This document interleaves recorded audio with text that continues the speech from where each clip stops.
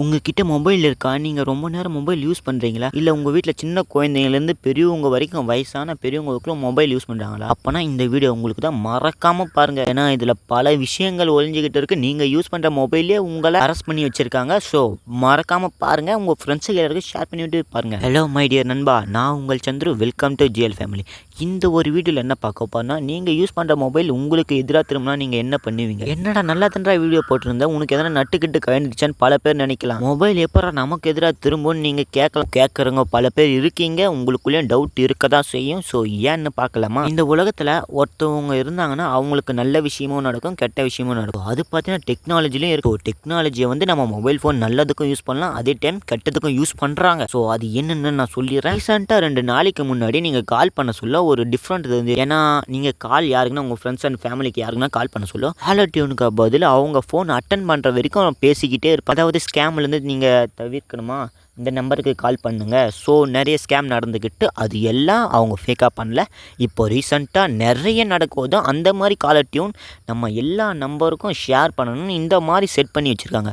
So இதை எப்படிலாம் தவிர்க்கலான்னு நான் சொல்கிறேன், மறக்காமல் பாருங்கள். நான் சொல்கிறது அந்த வாய்ஸில் பேசுகிறவங்க, கால் பண்ண சொல்ல பேசுகிறவங்க அவங்கக்கிட்டேருந்து தப்பிக்கிறது சொல்லலை. உண்மையான சைபர் கிரிமினல் கிட்டேருந்து அந்த பசங்க கிட்டேருந்து எப்படி தப்பிக்கிறதுன்னு நான் சொல்ல போகிறேன். ஸோ மறக்காமல் ஷார்ப்பாக கவனிங்க. ஒரு மெசேஜை ஷேர் பண்ணுறதுலேருந்து மணி வரைக்கும் இப்போ ஆன்லைன்லேயே நடக்குது.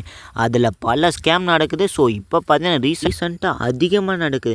அதாவது எப்படி நடக்குதுன்னு தெரியுமா? அவங்க பார்த்தீங்கன்னா ஒரு ஆஃபீஸ்லேருந்து கால் பண்ணுறேன்னு சொல்லுவாங்க, உங்களுக்கு லோன் தரேன், இப்படி இல்லைனா நீங்கள் எங்கள் கம்பெனிலேருந்து பணம் வாங்கி திரும்ப தராமல் இருக்கீங்க, ஸோ அதனால் நான் உங்களை அரெஸ்ட் பண்ண போகிறோம், போலீஸ்கிட்டையும் சொல்ல போகிறோம், இந்த மாதிரி நல்லா ஏமாற்றுவாங்க. ஆஃபீஸர் மாதிரி பேசுவாங்க. ஸோ போலீஸ்கிட்டையும் நல்லா எல்லாத்தையும் பர்ஃபெக்டாக ரெடி பண்ணி வச்சுருப்பாங்க. ஆனால் அவங்க பார்த்தீங்கன்னா நம்பர் 1 ஸ்கேமு.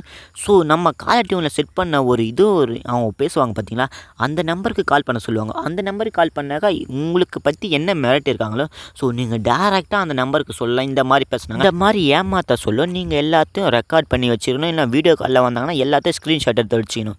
ஸோ இதுதான் ரொம்பவும் முக்கியம். இந்த டெக்னாலஜி உலகத்தில் ப்ரூஃபை தவிர வேறு எதையும் நம்ப மாட்டாங்க, வேறு யாருமே நம்ப மாட்டாங்க.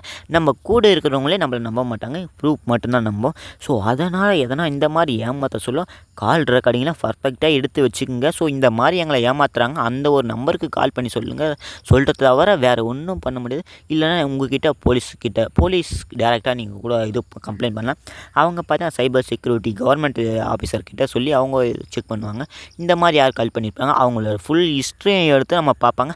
அதுக்கப்புறம் என்ன, நீங்கள் உங்களை ஏமாற்றிருக்காங்களா இல்லை உண்மையாக தான் சொல்லியிருக்காங்களா, எல்லாமே வண்டவளை தான் தண்டவளமாக தெரியும். ஸோ மறக்காமல் சேஃபாக இருங்க. இதுக்கு முன்னாடி இந்த மாதிரி காலர் டியூன் செட் பண்ணது கொரோனாக்காக பண்ணாங்கன்னு நினைக்கிறேன். ஸோ கொரோனாக்காக நாங்கள் உங்கள் கூட இருக்கிறோம், ஸோ இந்த மாதிரி நீங்கள் பயப்பட வேணாம்னு சொல்லியிருப்பாங்க.